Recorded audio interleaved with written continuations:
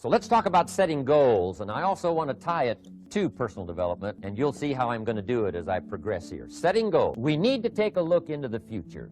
There are 4 things to consider in terms of attitude. One is how you feel about the past. Best advice I can give you on that is treat the past as a school. Let it teach you the mistakes you've made, the things that went wrong, the things that didn't work. Don't use the past as a burden to carry, and don't use the past as a club to beat yourself to death. Past losses, past failures, past mistakes. But let the past be a school. Tough school maybe. We've all been through some tough stuff. So if you feel good about the past, draw from it for experience and let it teach you. Then next is how you feel about the future. We've got to have the future well designed. The future is called the promise. And here's what we teach in our leadership series. The promise of the future can be an awesome force for your own future. The promise of the future, designing the future. There's 2 ways to face the future. One is with apprehension, and the other is with anticipation. I promise you, in my travels around the world, most people face the future with apprehension.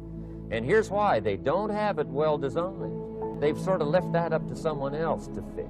But here's the best way to face the future, with anticipation. And you can face the future with anticipation if the future is clear, if the future is well designed. And I would like to have you consider some thoughts with me that help me to really change my future by giving it some thought and some consideration.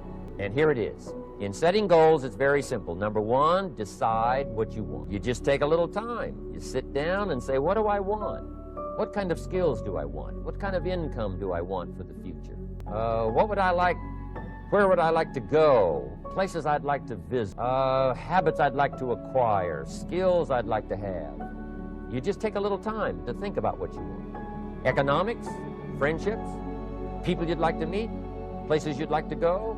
You just take some time. And then I suggest, when you've thought about what you want for the future, make a list. Just jot it all down. It's really a very simple process. And then here's number 3. Keep all the old lists. I'm telling you, this served me so well, keeping my old list of goals. I look back now 10, 20 years ago at goals I set, lists I made, and I smile now because here's what I thought was so important, 20 years ago. Now some of those things aren't even on my list. I've got a new list. I've grown, I've changed, I've matured. But I give you that advice. Decide what you want. Number 2, write it down. Number 3, keep the old lists. And then here's number 4. When you get something that's on one of these lists, check it off. Part of the fun of having a list is checking it off. And then if you can add some drama to checking it off, see, that's what really helps. I set a goal to go to Spain many, many years ago. And when I finally made my first trip to Spain, I had that journal with me that had that list in it. And while I had my journal on my lap, waiting for the wheels to touch down in Madrid, I waited until the wheels touched the runway, and I checked it off, just adding a little drama. So, part of the fun of having a list is checking it off. Now, here's what's important about the lists and designing your future. If the future gets clear, the price gets easier. Because you got to remember, for every promise, there's a price to pay. Everybody's got to pay the price. Everybody's got to do the deal. Everybody's got to do the disciplines.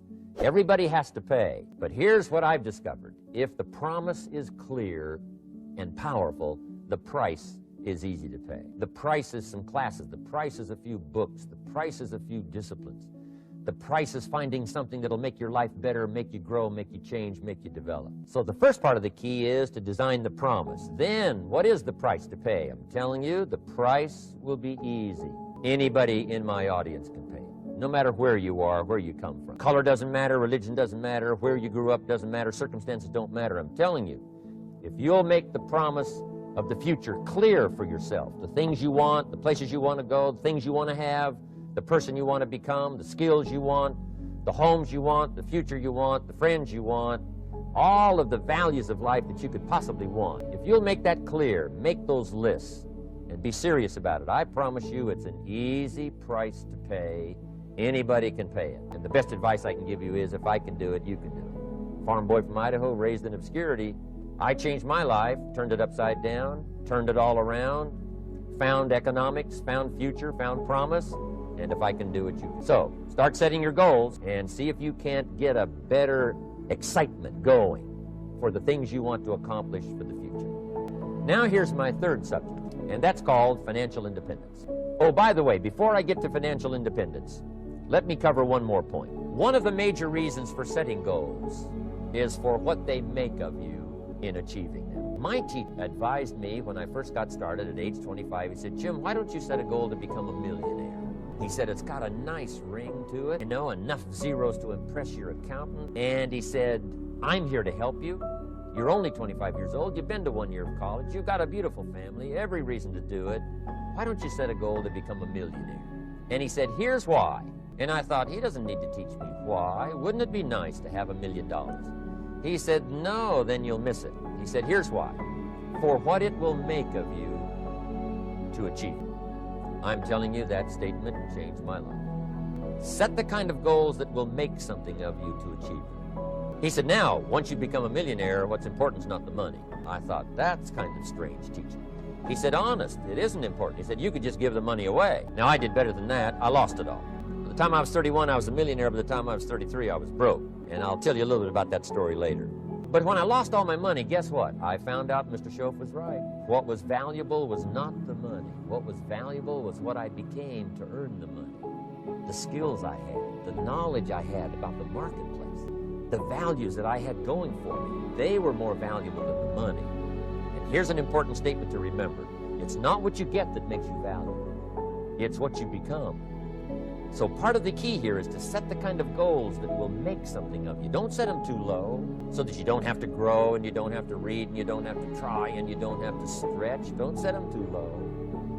And then don't sell out. Don't go for something that's going to cost you your virtue or cost you your value or sell out your principles. There's a good middle road here to follow. Goals that will inspire, goals that will help you grow, change, develop, and become better than you are.